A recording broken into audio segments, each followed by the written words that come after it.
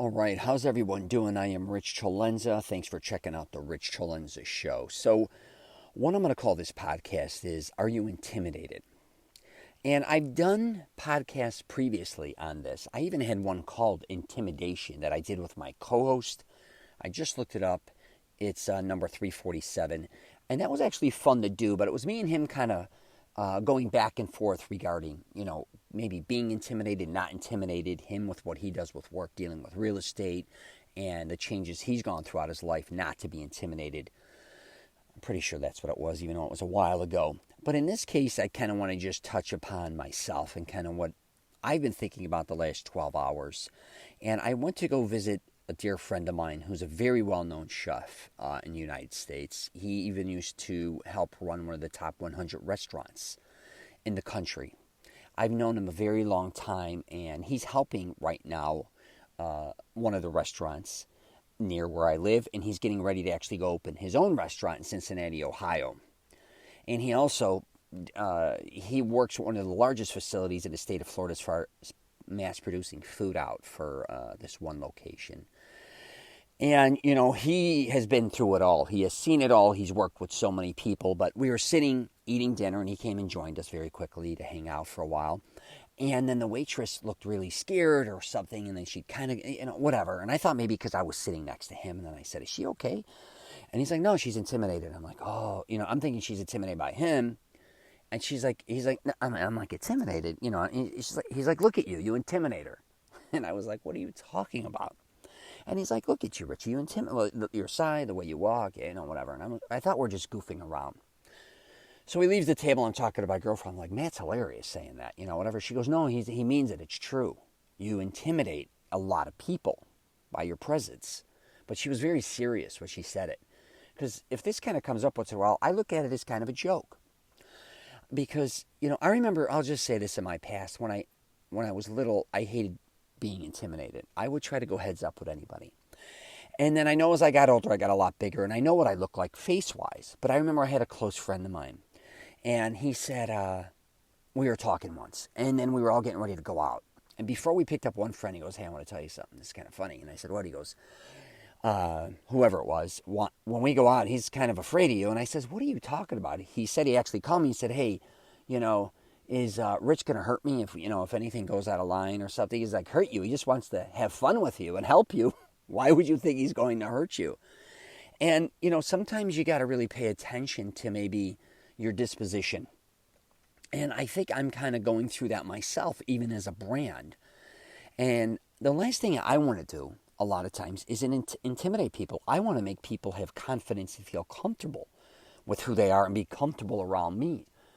I definitely don't want to be somebody who's, at the point where making people nervous or they think I got to tell them what they should and shouldn't be doing. I'm just there to offer my help. I will say this, too, about my face. My mother says it a lot. Of people say that I don't smile enough, or I call myself I look like a pug dog to me, but I have the type of face, I get it, that looks a little rough. Not in the sense rough where I look like I'm maybe, you see somebody who's like a prisoner or a tough guy or whatever like that. But I do have a face maybe that's, maybe my eyes too, and I know this for a reason because I'm always getting, exposed for it. Even if checkpoints in California, I always get pulled out of a car anytime I travel. Not anytime. Most of the time I travel in and out of the country, I get pulled aside. I get pulled over by cops a lot of times. They make me get out of the car. I open my trunk. This is throughout my whole life. And I'm always being questioned. And I guess it's the way my face looks and the way I dress and maybe my actions. And I think one of the reasons I have this disposition was I collected money throughout my life. And you kind of build a persona, and maybe it just stuck with me because if you're walking around with a lot of money and you look like a pussy, truthfully, you're going to maybe, you know what I mean? You could get jacked very easily. But if you have the presence that you know how to take care of yourself and you're not going to put up with shit, and that doesn't mean that two guys aren't going to jump you. That doesn't mean one guy is going to beat your ass or shoot you or whatever the case may be. But maybe the way I used to maybe program myself is if you are going to make a move on me, there's going to be a problem. I may lose, but I can assure you they're going to know that's something I'm going to be able to protect myself the best to my ability. And me traveling alone throughout my life, just walking around late nights, because a lot of stuff I was doing for the most part, was like from 10 o'clock to 4 or 5 in the morning. So again, and this is mainly in major cities too, in New York, LA, Chicago, San Francisco, all over. I don't care if it's Texas, whatever, Miami, all these places. So I'm always kind of at night in these positions or in these places. So I, again, had to make sure that even when I walk, talk, the way I look at you, and I'm not here to talk about all my shit by any means. I'm really here to talk about, what I try to teach in my Mastering Self-Confidence with men is not to be intimidating or intimidate people. Especially in relationships, I try to help men with women, but I do think a lot of men think they're going to intimidate women or friends or colleagues into doing what they want to do a lot of times. And there's a difference, I believe, between intimidation, obviously, and confidence. There's a fine line there. I understand to have, sometimes to have confidence, I'm not saying you have to be intimidated, but you truly have to believe in yourself and not let anybody kind of knock you down. And believe me, you're going to get knocked down emotionally, even physically at times, but you got to have that confidence to come back. But again, there is that fine line there. So I just wanted to do a podcast on this because you may be somebody who's struggling with being intimidated as well. And I've been there. I'm telling you, I have a lot of badass uncles. I talk a lot about it on my podcast, family members. And then I also had a lot of badass family members, let's say they weren't like street guys, that were very educated and very financially stable and very wealthy. And it's interesting when you can be intimidated by both sides. Like you're intimidated, you're afraid someone's going to yell at you or beat the shit out of you. And then you have other family members, let's say, and it could be anybody, that intimidate you because of all their wealth and all their education and those things too. And I get it. But that's just life. And you just got to truthfully become confident enough to be open and honest about how you feel, if you do feel that way with people, or just understand a lot of times, I think, those people are just those people because they're those people. Like, I don't think a lot of times they even mean harm, even though you may be afraid of them. A lot of times they don't even know you're intimidated by them. And you don't have to be a lot of times. And no one also says you have to match them in toughness or match them in financial stability or whatever it is. Just be in my opinion, I'm not saying, a lot of people are like, don't be yourself. If you want to succeed and become even better. All this type of shit.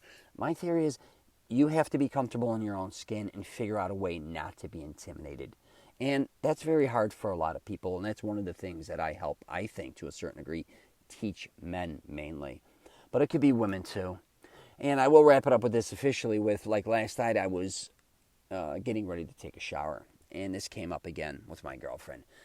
And I brought up my brand and the way I kind of represent it online and my podcast and everything. And I says, "What do you think how do I come across there?" And she's like, maybe soften it a little because it may be a little overwhelming or intimidated by maybe the way you dress or a lot of photos I show myself or the lifestyle I lead.